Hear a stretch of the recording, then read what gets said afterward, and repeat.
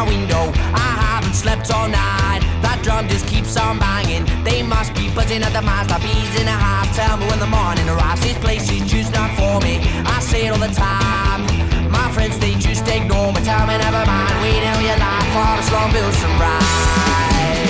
Slow bill sunrise. Nobody cares or looks twice. We're here today catching up with Alex Arthur, former Commonwealth gold medalist, former WBO world champion. Alex, how's it going? Very well, thanks mate. Alex, you had a fantastic career and you were one of the great warriors of the ring, but at what age did you realise you wanted to keep boxing as what you wanted to do? I was really quite young, to be honest with you. I would think around about the age of between 10 and 12 I knew that I wanted to be a successful boxing champion, not just a boxer, but you know, I wanted to be like the guys I've watched on TV, like Barry McGuigan and Mike Tyson, and I wanted to aspire to be at the same level as them. Going to represent Scotland in the Commonwealth Games and then bringing home the gold, that must have, I mean, what did that feel like for you? That was unbelievable at the time. It was probably the greatest achievement for me in my career, thinking back to like everything that I did achieve and all the success I had in amateur boxing, fighting for Scotland. That stands out amongst everything else. It was just the most amazing atmosphere and the most amazing time as well to kind of come onto the scene. And Scottish boxing wasn't exactly on fire at that time, so I think I attribute it towards that as well, and it was something that I will stay with me for the rest of my life. I love my gold medal. Yeah, I could imagine. Well, the fact that you win it for your country and you win it for your family, and it's quite personal. It's no like professional fighting, but it's monetary reasons, and you know everybody else is benefiting from it. It's you're fighting for your country. Yeah, it's getting the love of the sport. Aye, it's a real honour. Aye. Yeah, it's great. You see, when you moved away from the amateur game and get into the pros, you always hear that it's a different sport. How did you find that transition? I found it quite easy. I think with the fact that you know my coaches were ex-professionals and I was around professionals for a very young age. I was sparring with Paul Weir when I was 14 and 15 years old, so I knew what professional boxing was like. I knew how the tactics were different and that it was a wee bit slower paced, and I was well prepared for it. I didn't find it that difficult at all. The strangest thing I found was not having a head guard on. Back when I boxed, I fought my whole 150 something amateur fights or whatever it was with a head guard, so I found that a wee bit strange. For me, when I first, the 16-year-old, when I first became aware of you were fighting Michael Gomez. Aye. And I've got to admit, it was, even still to this day, it's one of my go-to fights to watch on YouTube. Aye. See, when you were in that fight, did you realise at the time that this was a classic, it was a battle? No, not at all. I mean, I realised it was a battle, and I had a real bee in my bonnet in the build up to that fight. Even though preparation went terribly wrong and I actually became quite unwell a week or so prior to the fight, common knowledge or not, the fact that people thought I had a kind of golden boy image and I was blowing everybody out of the water, and the one person that was supposed to give me a really hard fight was Willie Lemond, and I really did beat Willie relatively easy. Even as much as a great fighter Willie is and a really good pal of mine, a lot of people were taking it to beat me. I'd had everything my own way up to that point, and I was people were touting me as the next potential British superstar, not just a good fighter for Scotland, but a potential superstar, and it went wrong, it went wrong, and I took and learned so much for that fight that when I look back on my career now, if that fight never happened and the result and the outcome, the rest of my career wouldn't have been as good as I think.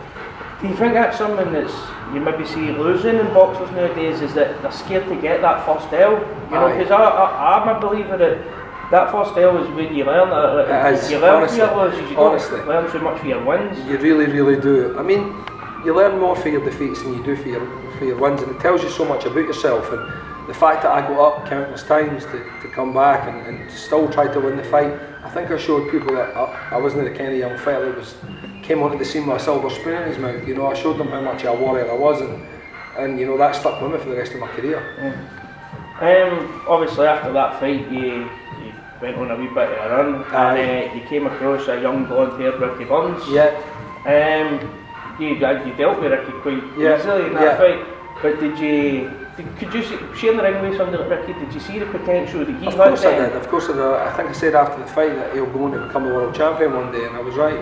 I know the sport of boxing inside and out. I've lived and breathed it since I was a wee boy. I didn't believe there's anybody more knowledgeable in boxing in this country than me.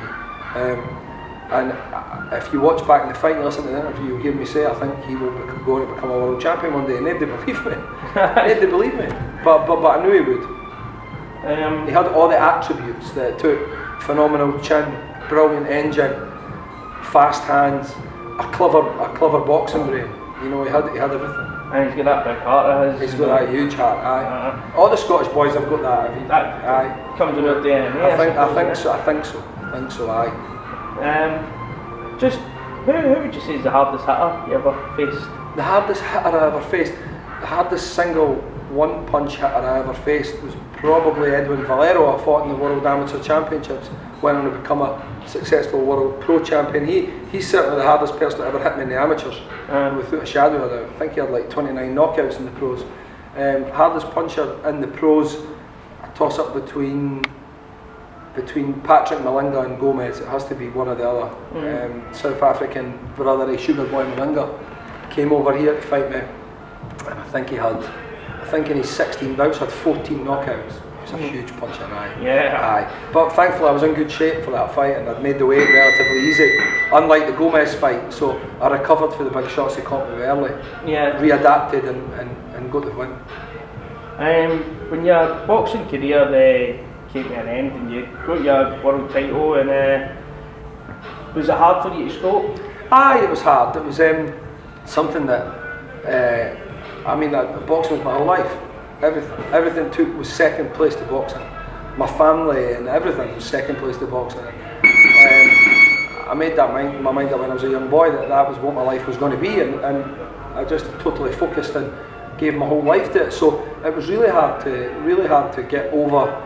The first 2 or 3 years of being retired was a really difficult time for me. I put a lot of weight on and never went out very much and stuff like that, and that affected me, I think, as a person. Do you think you hear that kind of story quite a lot with guys like Ricky Hatton and Joe Bulsagi? Yeah. They do say to the similar to yourself, struggled. Do you think that boxing needs a better support network for guys? I think it does. Two really good pals of mine, two guys that I came through, shared loads of balls with. It was really good pals, better pals with Joe, I'd say, than Ricky. Known Ricky the longest, met Ricky when I was 15 or 16, we've been pals ever since. And I learned a lot for the boys. I've seen a lot of it happen before. You know, I was able to use where they went wrong. You know, I never turned to alcohol, I've never took drugs in my life, and you know, and I've seen the boys doing that and how it affected them in their life. So, you know, I was able to take a lot, and boxing's been my education. You know, it's educated me in every walk of life, and I'm thankful to boxing for that. And I took a lot more away from the sport than just belts and money. Nowadays, how do you fill up your days now? I spend a lot of time training. I think I found for me that being physically active, it keeps me going. It really does keep me going. I tried boxing again for fitness. My old joints and that didn't work too well. I can't run. I've got no cartilage in my right knee. I've got a lot of lower body problems, so I can't run and keep fit that way. So I decided to lift weights, and I started a training program about 4 or 5 years ago now. 4 years ago, a weightlifting program with some friends of mine and stuff like that, ex-athletes, and one of my old strength and conditioning coaches designed a program for me, and I got massive results for it, and it keeps me really, really fit and healthy. So a wee bit muscular, but I've always been kind of, like, believe it or not, like a kind of thick set muscular lad. Even when I was fighting at super featherweight, I walked around at 12.5 stone. It wasn't uncommon. And I battled the scale my whole life. So, but weightlifting seems to keep me in good shape. Stops me from getting fat. I can eat what I want here and there a bit, and that's how I would say that I spend most of my time in the boxing gym as well. Now I've started dipping my toe back into boxing. I'm helping a wee bit with the young fighters coming through. My son Macklin fights. I've been training young Lee McGregor as well, helping out with him in the Meadowbank Amateur Boxing Club. So it's brilliant. Yeah, so that's what I was just going to move on to say. So you're passing your knowledge on to someone. Aye, now I am. I mean, it's something I never thought I would do. And I'm now looking at my own gym. I'm looking at premises for my own gym now, and in the coming year or so, I'll be definitely taking up. I'll be managing and training fighters. I would think. That's probably. It'd be good to have somebody like yourself to pass on the do's and don'ts. I think I definitely will do that now. I think I'll definitely do that. And we're just looking to, we've got some massive fights coming up. I'm just going to finish up with this. So I'm going to hit you with 3 big fights coming up. Why don't you pick your winner and tell me why, right? Triple G, Canelo. I actually think Canelo's going to pull off a victory. I think if you're looking at his development now as a young fighter, he's looking like the total package now. The total package. Before, he was maybe lacking in some areas, but now he seems to have everything together. I think the timing of the fight is perfect for Canelo as well. I think he's fresher than Triple G. I think he's going to give Triple G loads of problems with his movement, and his defensive skills are unbelievable now. He seems to be able to evade punches, but he leaves himself in a position to punch back every time, and that's what I think is going to set him apart. I'm not saying that it's going to be a really dangerous fight. You might find Canelo on the ropes in a few rounds, taking some big punishment, but I do think he'll come back and get the win. Yeah, it's going to make it a classic there. Aye. And then this weekend's fight, Andre Ward takes on Sergey Kovalev. Aye, I won. I'm not a gambling man by any means. I'm not a bettor or anything like that. But I put a big bet on the first fight, and I won a right few quid. And I picked Andre Ward to win on points. And I didn't think that that's got to be any different this weekend. I think that he'll probably do the same again, but better. I think he'll go to the body a lot earlier. I think it's quite clear that Kovalev blows out in the last half of the fight. He looked like he struggled to make the weight. And I think Andre Ward will come strong again down the stretch, stronger than last time. And he'll get another win, so I think I might be going back. Yeah, he just knows how to keep bagging the rounds. He does. And he knows Very clever anything you're doing, he can change it and use it against you. Exactly, and he's rough and tough as well, you know. He's rough and tough. Yeah, people think he's just a technical boxer. He's in with elbows. He's rough and tough, man. Yeah, rough guy. He's a great, I'm a big Andre Ward fan. He's a great boxer, absolutely brilliant. And just one, it was just announced last week, it was Adrian Broner taking on Mikey Garcia. That's an intriguing one. Such an interesting fight, I mean, if you'd have thinking this a few years ago, you'd have probably took Broner to win when he was fighting at super featherweight and lightweight. He looked like a phenomenal talent, Floyd Mayweather-esque levels, but this is really interesting. I think Adrian Broner's discipline is going to come into this fight a lot. I'm edging towards him.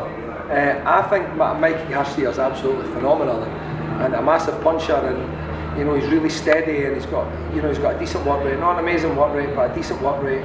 But I think Broner can maybe sneak a points decision off him if he's 110% on his game. If he struggles to make the weight and he messes about like he has done in the past, and he gets his tactics wrong, he'll get beat. But if he's on point, if he's 110%, I think it's a fight he can win. No problem, that's all we've got for you today, Alex. Thanks very much, man.